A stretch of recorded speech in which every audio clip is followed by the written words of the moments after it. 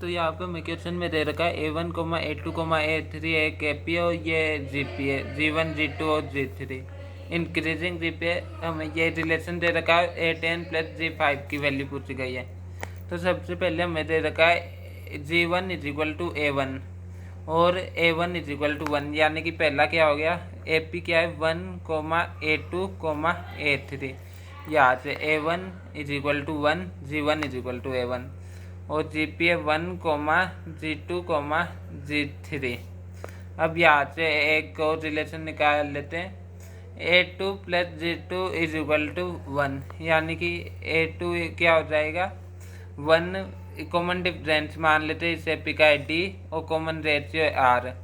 तो ये हो जाएगा 1 प्लस A प्लस D, यानी कि 1 प्लस D। G2 की भी वैल्यू पुट कर दो यहाँ पे, तो ये हो जाएगा 1 plus D plus R is equal to 1, यानी कि D plus R is equal to 0। यानी कि हमारे पास में एक इन दोनों के बीच में रिलेशन क्या आ गया, D is equal to minus R।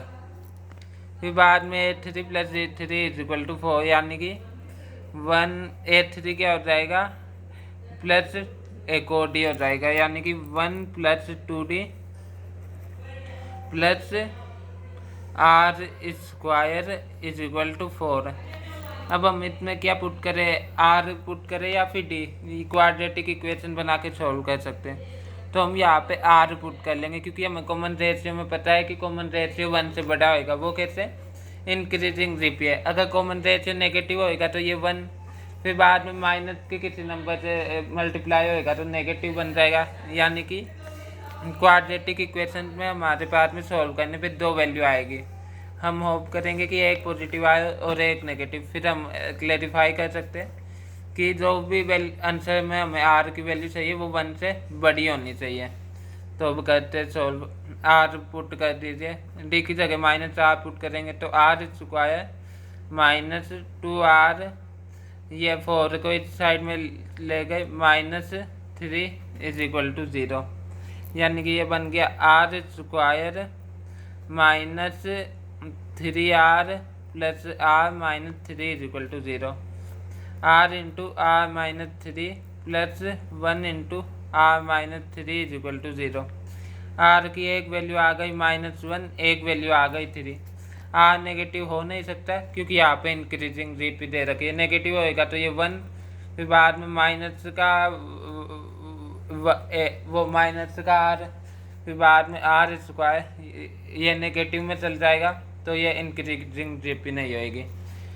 अब R की वैल्यू को 3 आ गई हमारे पास में, R is equal to 3, D की वैल्यू हमारे पास में आ गई, D is equal to minus का 3, पुट कर दीजिए A10 प्लस G5 हो जाएगा 1 प्लस 4D, यानी कि 4 इंटू माइनस का 3, यानी कि 1 माइनस 12 प्लस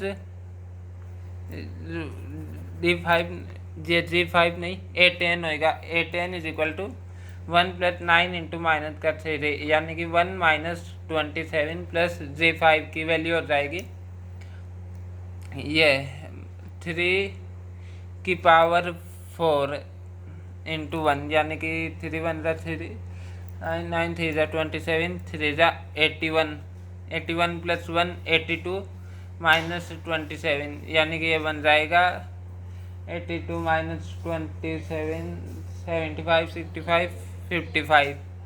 तो हमारे पास में फाइनल आंसर आ जाएगा 55।